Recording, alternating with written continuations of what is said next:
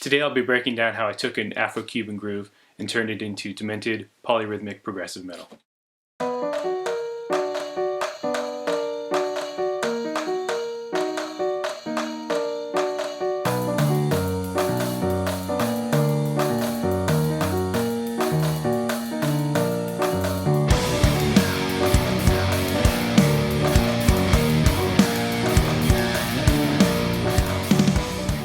Alright, so the first thing to do is take a look at the elements of a traditional Afro-Cuban groove that I used and then twisted in this piece. First up is the montuno. This is what the right hand of the piano will play.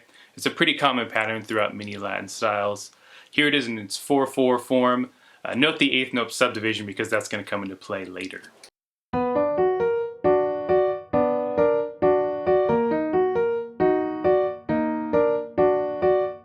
I'm going to play most of these clips with a click as well, so you can hear how they feel against a pulse. So here's the montuno with a click.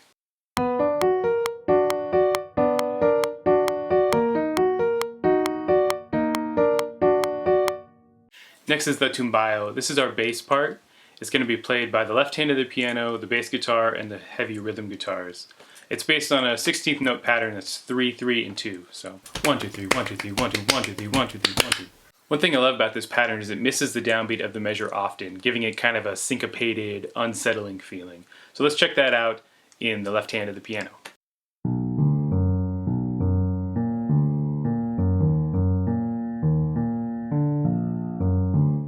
Here it is with the click.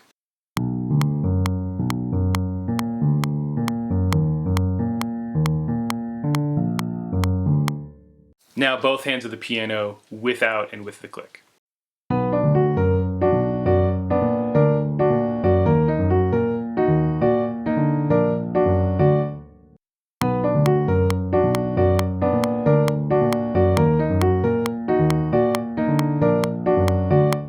I'm mostly focusing on showing you the rhythm here, but it's worth talking about the harmony a little bit. Oftentimes Afro-Cuban music will be in a minor key, so it lends itself pretty well to this darker sound.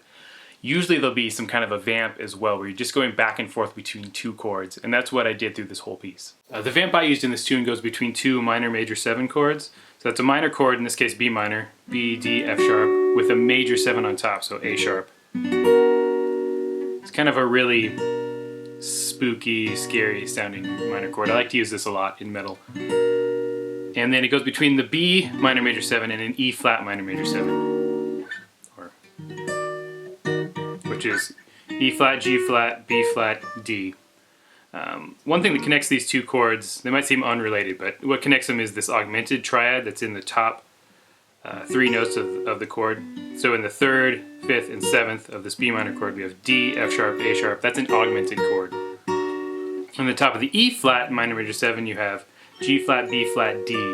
If you spell that inharmonically, F sharp, A sharp, D, it's the exact same notes as what we had in the B minor major 7. So these two chords share that augmented triad. And I can actually play it here and then just put a different root note on it. So B minor major 7, E flat minor major 7. So that's what's connecting these two chords together. Now back to the rhythm. Our third and final part to look at is the clave rhythm. Clave is a set of repeated rhythmic accents that are emphasized over the groove. There are many types of clave rhythms in Latin music, but the most commonly used one in popular music is the son clave, which originates in Cuba. Here's that with the click. In the clip I used rhythmic diminution, which essentially means I halved all the notes. So quarter notes become eighth notes become 16th notes, etc. This was mostly used to make a groove within the tempo better. And so here's that clave.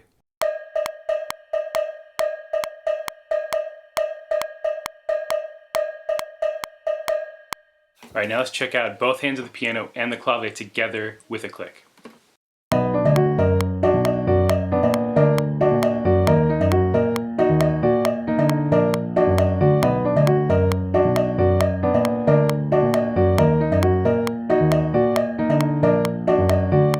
Now we have the basic rhythm that I'm going to mess with in my tune.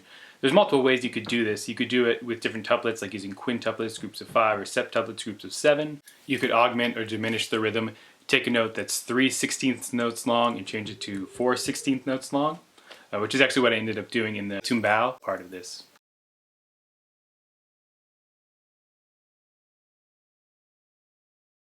I ended up taking a different approach for the other parts. I noticed all these Afro-Cuban grooves were based off of 8th notes or 16th notes, and I thought, what if I changed what I think of, or what we think of as the 8th note? So here's basic 8th notes. I chose a different time signature and then split it up into 8 subdivisions, or what I'm going to consider the 8th notes. I ended up using 11/8, so I need to split that into 8 subdivisions. You could do that as 8 even subdivisions, or what you might write as an 8/11 tuplet.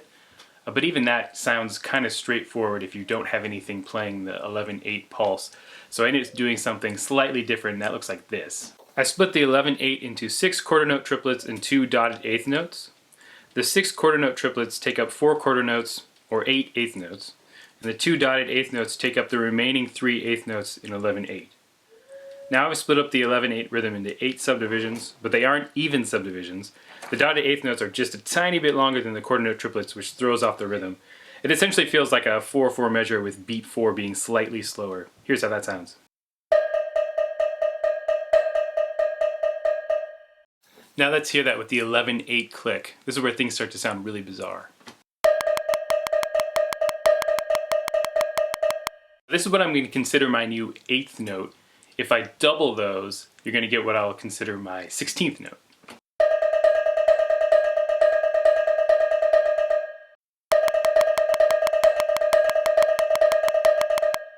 This is what happens in the busier middle section of the piece.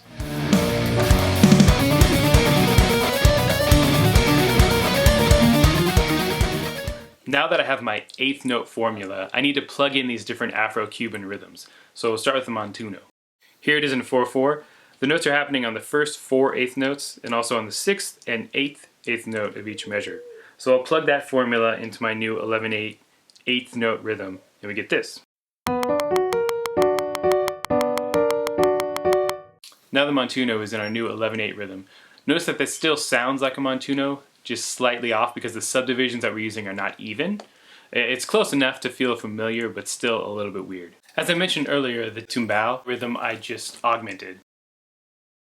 So the original rhythm is 3/3/2, 1/2/3, 1/2/3, 1/2, and I just added 1 to each of those numbers. So we get 4/4/3, 1/2/3/4, 1/2/3/4, 1/2/3, 1/2/3/4, 1/2/3/4, 1/2/3, and you notice that that is an 11.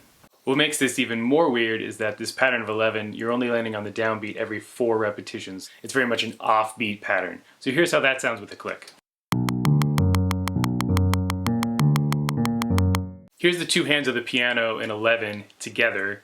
Even though they're based on slightly different reimaginings of this rhythm, they actually line up in spots where they're supposed to. For instance, on the 4th quarter note triplet and the last dotted 8th note of the first measure, they line up. Those are the places where they also line up when the rhythm's in its traditional 4/4 form. Here's those 2 parts together. Now here's what I did with the clave rhythm. This one is particularly weird, but I think it sounds less weird than it looks. Basically what I did was I took the first dotted 8th note and I shifted it back to be between the 2 groups of quarter note triplets. This is a variation on the 8th notes, and then I just plug in the clave rhythm into that new 8th note rhythm. Here's how that sounds.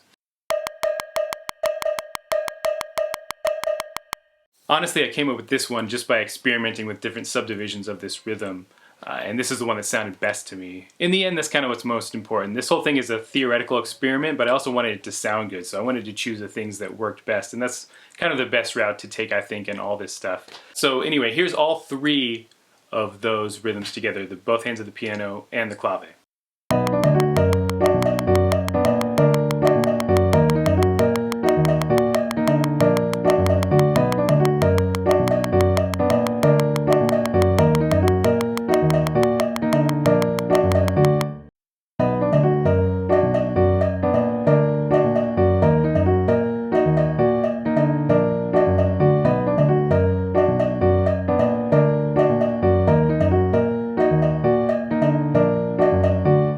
Here's this part with the full band.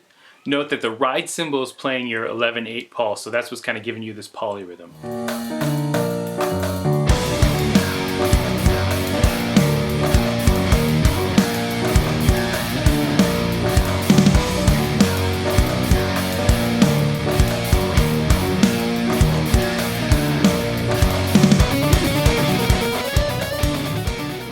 Here's the 16th note variation that happens in the middle of the tune.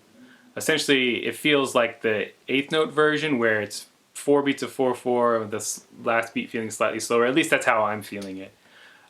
That's without the 11/8 pulse over top of it. Harmonically, what's happening is the piano is just doing arpeggios. They're doing these minor major 7 arpeggios and then filling in where it needs to with some scale tones to equal the right amount of notes.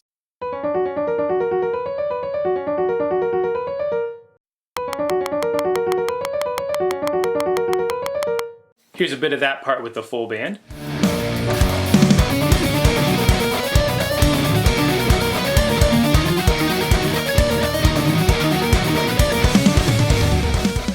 Alright, so that's all of our main rhythms that I did in this piece. There are a few variations here and there, like the riff at the end has a few extra triplets in there to add some grooviness to it. And some of the transitions are a little bit different as well. But that's all of the rhythms and how I came up with them. If you enjoyed this lesson, go ahead and subscribe and hit that bell notification. I have more in-depth lessons coming up on the topics of theory and composing for progressive music, which I think is a subject that not many people talk about. If you have anything in particular you'd like me to cover, go ahead and write that in the comments. Alright, and here's the full piece that I've titled Demented Afro Cuban. Enjoy and stay proggy.